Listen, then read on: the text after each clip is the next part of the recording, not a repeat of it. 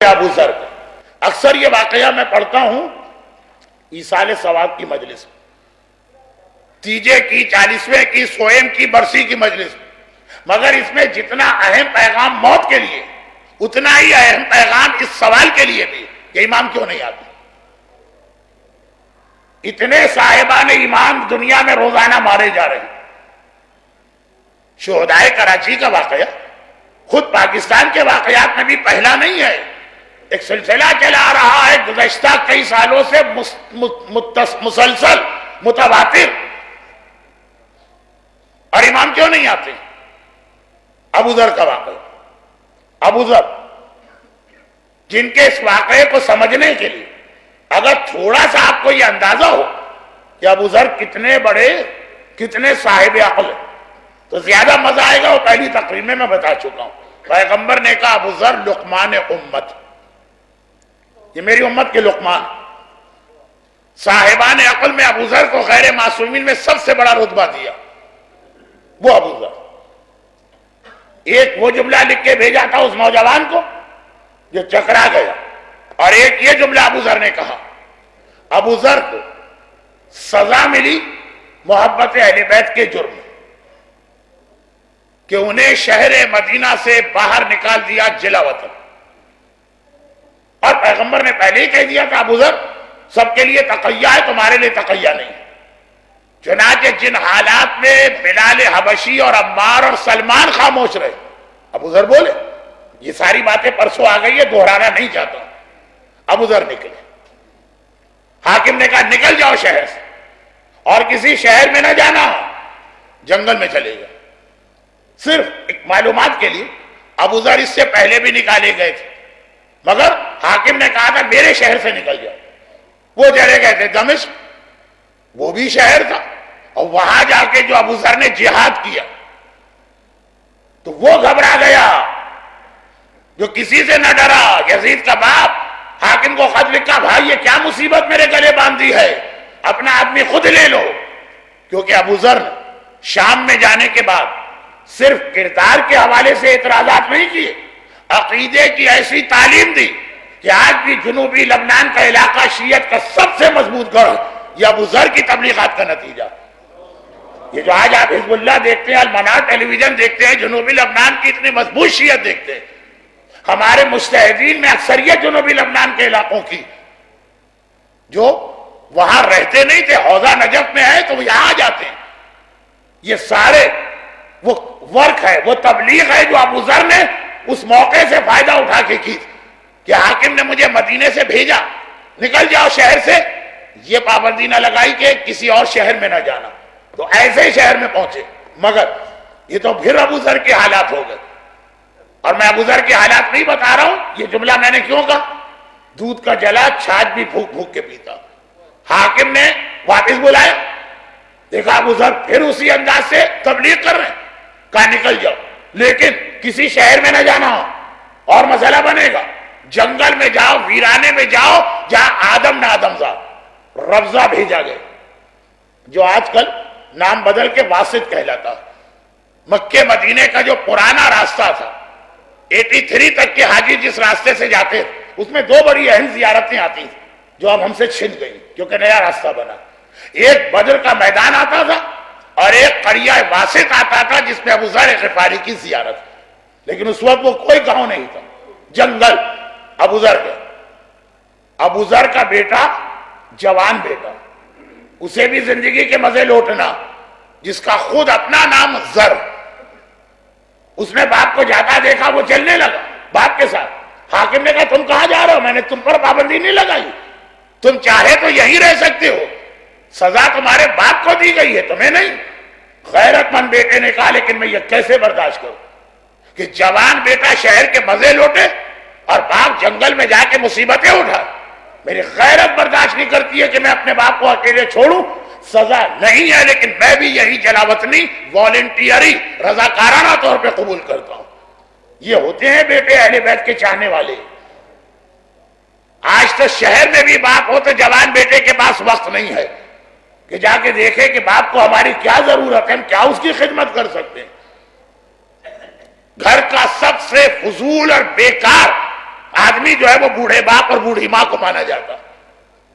خیر بہت اہم موضوع، لیکن شاید کل پرسوں آ جائے، آج موقع نہیں. جوان بیٹا گئے. اب جب جوان بیٹا چلا گیا تو گھر اجڑ گئے. بوڑھی بیوی نے کہا کہ پھر میں بھی چلوں گی، اب تو کوئی رہا ہی نہیں. اور ان کی ایک چھوٹی سی 5 سال کی بچی تھی، اب وہ کس کے پاس رہے؟ جلاوطن ابو ذر کو کیا گیا. ابو ذر کی عمر 100 سال سے زیادہ. جوان بیٹے نے کہا 100 سال کا آدمی شہر میں بھی بیٹے کی مدد کی ضرورت، جنگل میں تو وہ گئے. اور پھر وہاں جا کے وہ عجیب واقعہ پیش آیا جو آج صبح میں مجلس پڑھ رہا تھا جعفری ہاؤس میں. تو ایک حدیث تھی جس میں 6 میں سے میں نے خالی ایک بات بتائی تھی. دوسری بات یہی تھی کہ رسول خدا نے پوچھا تھا فرشتے روتے کب؟ یہی جواب تھا جو ابو ذر کا واقعہ. جوان بیٹا باپ کی مدد کے لیے گئے جنگل، اور وہاں جا کے ہوا کیا؟ جو موت کا اصول. موت کا اصول یہ ہے کہ موت کوئی اصول نہیں مانتی. ساری عقل، ساری منطق، ساری سائنس آپ کی دھری رہ جاتی. بوڑھے زندہ رہتے، جوان مر جاتے. بیمار زندہ رہتے، صحت مند چٹ پٹ منٹوں میں ختم ہو جاتے. وہاں بھی یہی ہوا. دیکھیے عقل تو کہتی ہے نا پہلے بوڑھا مرے پھر جوان، پہلے بیمار مرے پھر صحت مند. میڈیکل رپورٹ بتاتی ہے کہ یہ آدمی اتنا بیمار ہے کہ 1 ہفتے میں مر جائے گا، اور یہ آدمی اتنا فٹ ہے کہ 20 سال تک تو اس کو کوئی مسئلہ ہی نہیں ہے. وہ 1 ہفتے والا 50 سال مزید زندہ رہا، وہ 20 سال والا 2 دن میں ختم ہو گیا. اب یہ میں ایصال ثواب کی مجلس میں ذرا مزید مثالیں دیتا ہوں. آج ایصال ثواب نہیں ہے، لیکن پراپر معنوں میں ایصال ثواب کی مجلس نہیں. جوان بیٹا مر گیا جو بوڑھے باپ کی مدد کے لیے گیا تھا. مدد تو کیا کرتا، چند دن مدد کی پھر وہ مر گئے. اب اس کا بھی کیا قصور؟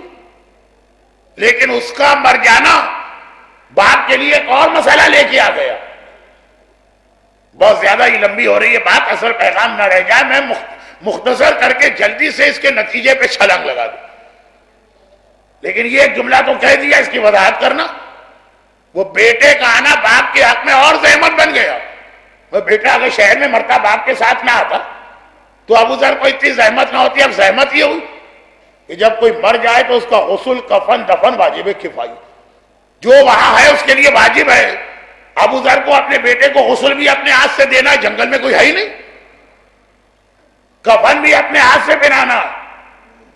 ہمارے یہاں کفن پہنانے کے لیے 3 سے 4 آدمیوں کی مدد چاہیے ہوتی ہے، تب کفن دیا جاتا.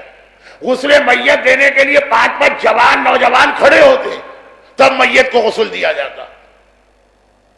اور بوڑھے ابو ذر کو یہ سارے کام اکیلے کرنا پڑ رہے ہیں، کیونکہ مسئلہ یہ ہے کہ عورت مرد کو غسل نہیں دے سکتی چاہے ماں ہی کیوں نہ ہو. صرف ایک ایکسیپشن ہے شوہر بیوی کا، جو شہزادی اور مولا کے واقعے کی وجہ سے طے شدہ روایت، باقی اجازت نہیں. اچھا ایک بات یاد رکھیے گا، غسل میت تنخواہ دار آدمی سے کرانا حرام ہے. اگر وہ تنخواہ کی وجہ سے غسل دے رہا ہے تو حرام، کیونکہ غسل میت میں قصد قربت ضروری ہے کہ میں اللہ کی قربت کے لیے یہ کام کر رہا ہوں، پیسے کے لیے نہیں. تو کراچی میں تو ماشاءاللہ کئی جگہ آپ کو ملے گا کہ کوئی غسالہ نہیں ہوتا ہے. امام باڑوں والنٹیئرز کی ٹیمیں ہیں، یہ بھی نیکی کا ایک کام. 10-12 مرد 10-12 بچیاں، کوئی مر گیا ان کو فون کیا جاتا ہے، 4-5 آ ہی جاتے ہیں. اور امید ہے کہ یہ یہاں بھی یہی سسٹم ہوگا. تو خلاصہ یہ کہ یہ تھی. اب آئیے مشکل ترین مرحلہ. باقی سب تو کسی طرح ہو گیا، بیٹے کو دفن بھی کرنا ہے. جنگل میں ہے، قبرستان نہیں ہے، کوئی قبر تیار نہیں ہے. اپنے ہاتھوں سے کدال اٹھا کے بوڑھے باپ کو پوری قبر کھودنا ہے، اور پھر جوان کو ہاتھوں میں لے کے قبر میں اتارنا ہے. یہ آسان بات نہیں ہے. جوان جو ہے وہ تھک ہار جائیں. ہمیں تو قبرستان میں قبریں تیار ملتی ہیں، اس کے باوجود میت اتارنے میں 3-4 آدمیوں کی مدد چاہیے ہوتی. ابو ذر کو قبر بھی خود کھودنا پڑی. ہمارے یہاں بھی اگر کسی بوڑھے باپ کا جوان بیٹا مر جائے تو اس پر قیامت گزرتی ہے، قیامت، لیکن لوگ کونے میں بٹھا دیتے. تسلی اور پرسہ دیتے ہیں، باقی لوگ آ کے کوئی غسل، کوئی کفن، کوئی نماز کا انتظام، کوئی قبرستان کا انتظام. ابو ذر کوئی سارے کام خود کرنا پڑ رہا ہے. اور اگر یہ بیٹا نہ آتا، شہر میں مرتا، تو ابو ذر کو خالی غم ہوتا. اتنے محنت والے کام، خاص طور پہ قبر کھودنا. خیر، واجبات ہیں، اور واجبات کے اندر کسی کو معافی نہیں، چاہے وہ ابو ذر جیسا قربت والا صحابی کیوں نہ ہو. قبر کھودی، اپنے ہاتھوں قبر کھودی. بوڑھی بیوی کیا ساتھ دے گی؟ 5 سال کی ننھی بچی کیا ساتھ دے گی؟ اور اپنے ہاتھوں میں جوان کا لاشا لے کے قبر میں اتر رہے ہیں. جبرائیل نے کہا یا رسول اللہ، جب کسی کے ہاں بیٹا پیدا ہوتا اور باپ کو یہ امید ہوتی ہے کہ میں بوڑھا ہوں گا تو یہ جوان ہو کے میری مدد کرے گا، اور پتا چلے کہ بوڑھے باپ کے سامنے وہ جوان پہلے مر جائے جس سے باپ نے اتنی امیدیں وابستہ کی ہیں، تو فرشتوں کو بھی اس کا دکھ دیکھ کے رونا آتا. وہ صدمہ ابو ذر پہ ہوا، گزرا. لیکن واجبات تو انجام دینا ہی دینا تھے، صدمہ ہو کے غم ہو کے کچھ. قبر میں اتار کے باہر آئے. میں یہاں کے کسی انتہائی صحت مند نوجوان سے بھی کہتا ہوں کہ کوشش کرنا کہ تیار شدہ قبر میں میت کو اکیلے لے کے اترو اور اکیلے باہر آؤ. اندازہ ہو جائے گا ابو ذر نے کیا امتحان دیا. قبر بند کر کے قبر پہ ہاتھ رکھا. جو دعائیں سورہ انا انزلنا وغیرہ اسلام نے بتایا ہے وہ پڑھا. پھر ایک جملہ تھا، اور ایسا جملہ جو کسی صاحب عقل کی زبان پہ نہیں آتا. جیسے وہ والا جملہ جس سے محبت کرتے ہو اس پہ ظلم نہ کرنا، وہ بھی بڑا عجیب تھا. اس سے زیادہ عجیب یہ 2 جملے کہے. پہلا سمجھ میں آ گیا، ہر باپ یہی کہے گا. دوسرا سمجھ میں نہیں آتا. پہلا جملہ یہ تھا کہ بیٹا جب تو مرا، آج ہی مرا، اسی دن کی بات ہے، تو میرا دل چاہا کہ کاش میں بھی تیرے ساتھ مر جاتا. ابو ذر کا بیٹا کتنا ہی اہم کیوں نہ ہو، اکبر تو نہیں ہے، لیکن آقا نے یہی جملہ اکبر کے لاشے پہ کہا تھا، یا بنی علی الدنیا بعد کلام، تیرے بعد جی کے کیا کروں گا، دنیا پہ مٹی.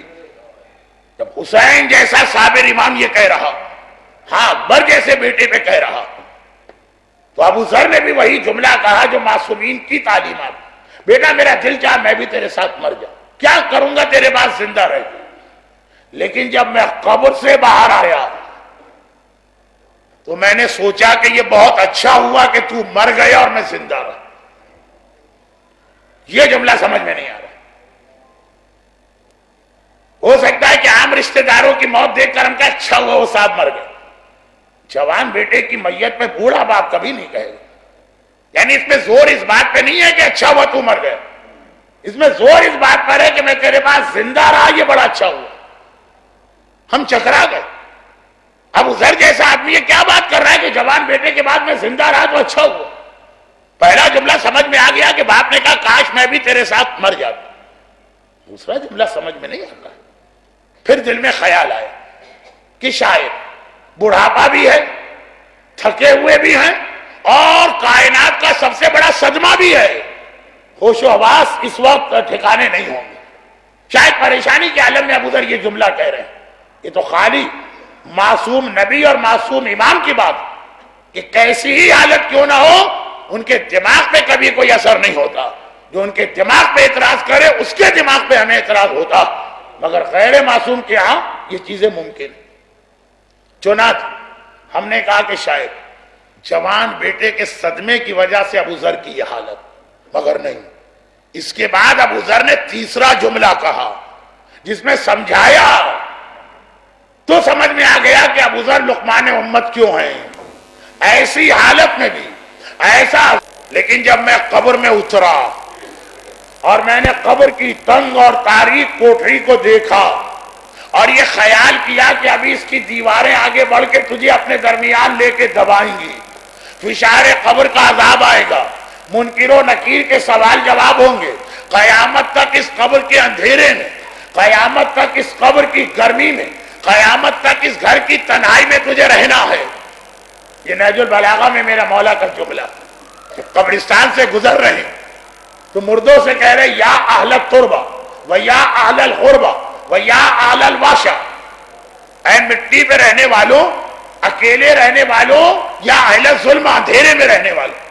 ابو ذر کہہ رہے جب میں نے یہ دیکھا تو میں نے سوچا اچھا ہوا کہ اللہ نے مجھے موت نہیں دی، کیونکہ اگر میں تیرے ساتھ مر جاتا تو تجھے کیا فائدہ ہوتا؟ بھئی ایک آدمی مر گئے، اس کے ساتھ 500 مر جائیں، 5000 مر، 50,000 مر جائیں تو اسے کیا ملے؟ اور کوئی نہ مرے، وہ اکیلا مرے تو اس کا کیا نقصان ہے؟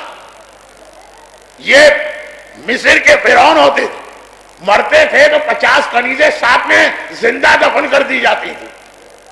یہ چنگیز خان اور ہلاکو خان کی قوم کا رواج تھا۔ اسلام میں تو یہ اٹھ پٹانگ بات کی گنجائش ہی نہیں۔ بھئی چلے ہم نے دفن بھی کر دیا بیٹے کے ساتھ باپ کو، تو بیٹے کو کیا فائدہ ملا اگر باپ اس کے ساتھ قبر میں آ گیا؟ میں مر جاتا تجھے کیا ملتا؟ لیکن میں زندہ رہا تو کم از کم اتنا تو ہوا کہ اب جب قبر میں نے دیکھی ہے تو مجھے خیال آیا کہ میرا بیٹا میری مدد کا کتنا محتاج ہے۔ میں زندہ رہ کر تیری قضا نمازیں پڑھ سکتا ہوں، میں زندہ رہ کر تیرے قضا روزے رکھ سکتا ہوں، میں زندہ رہ کر تیرے واجبات ادا کر سکتا ہوں، میں زندہ رہ کر تیری جانب سے توبہ کر سکتا ہوں۔ یہ جملے میرے ہیں۔